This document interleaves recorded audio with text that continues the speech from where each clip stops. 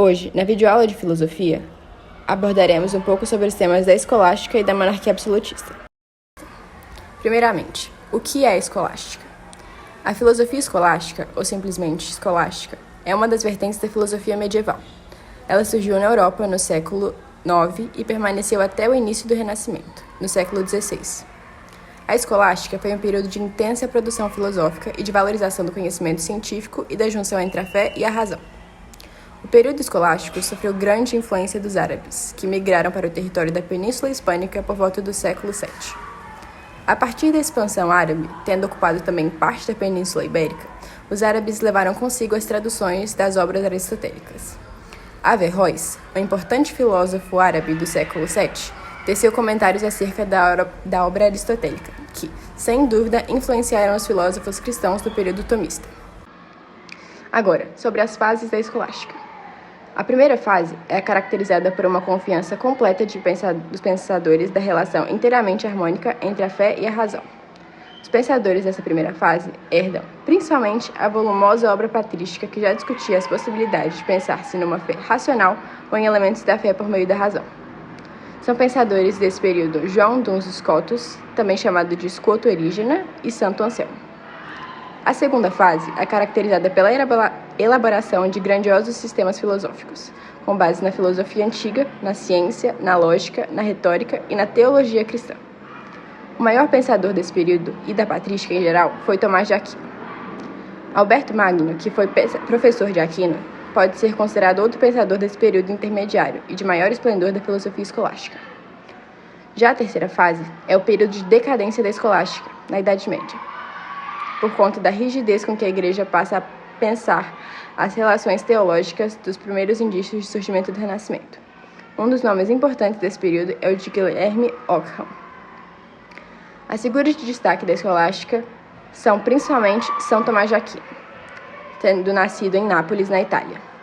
Segundo ele, o segredo era racionalizar os pensamentos cristãos, ou seja, refletir sobre a aproximação entre a fé e a razão.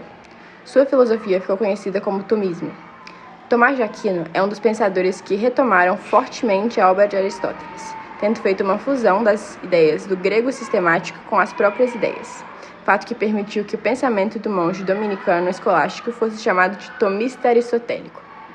Ele ficou conhecido por lutar contra as heresias, o pecado e a contrariedade aos dogmas da Igreja Católica, por meio do conhecimento intelectual e das ciências. Alguns dos principais temas explorados por Tomás de Aquino foram a realidade sensorial, o princípio da não contradição, o princípio da fidelidade, o princípio do ato da potência, dentre outros temas. Agora, sobre a monarquia absolutista. Primeiro, o que é a monarquia? A monarquia é uma forma de governo, sendo a mais antiga em vigência nos dias atuais. Em uma monarquia, o rei, rainha, imperador ou imperatriz ocupa o cargo de monarca e, geralmente, é chefe de Estado, podendo também ser chefe de governo. Essa variação vai depender, basicamente, do tipo de monarquia. O poder do monarca dentro das monarquias geralmente é vitalício e hereditário, ou seja, o poder do monarca estende-se durante toda a sua vida, sendo transmitido apenas com sua morte ou com a sua renúncia à posição de monarca. Além disso, pode ser, geralmente, por ser hereditário, o poder dos monarcas é transmitido de pai ou mãe para filho ou filho. A monarquia absolutista é um tipo de monarquia na qual o monarca possui poderes amplos sobre o país. Esse tipo de monarquia pode ser chamada apenas por absolutista. Agora, o absolutismo. No absolutismo, o monarca, além de ser chefe de Estado, também é chefe de governo. Seus poderes estão acima de qualquer instituição, já que ele é absoluto. Usando termos políticos atuais, o monarca possui poder suficiente para executar as funções do poder executivo, legislativo e judiciário. O absolutismo foi um sistema político que existiu na Europa entre os séculos XVI e XIX. Como o poder dos monarcas era muito amplo, a vontade deles não poderia ser contrariada. Agora, a relação entre a escolástica e a monarquia. A escolástica e o absolutismo estiveram presentes em diferentes períodos da história. Entretanto, é possível relacioná-los por meio da teoria do direito divino dos reis, na qual defende a ideia de que aqueles que reinavam tinham merecimento por terem sido assim coroados por Deus. Desse modo, o direito divino dos reis garantia a legitimidade e soberania do monarca no Estado nacional, ou seja, sua ideologia é bem parecida com a ideologia defendida pelo absolutismo. A teoria do direito divino dos reis pode ser relacionada com a escolástica, pois os principais filósofos que a representavam defendiam essa teoria. Pensadores como São Tomás de Aquino acreditavam que o poder real era também o poder divino, pois os monarcas eram representantes de Deus na Terra. Por isso, os reis tinham que possuir controle total da sociedade.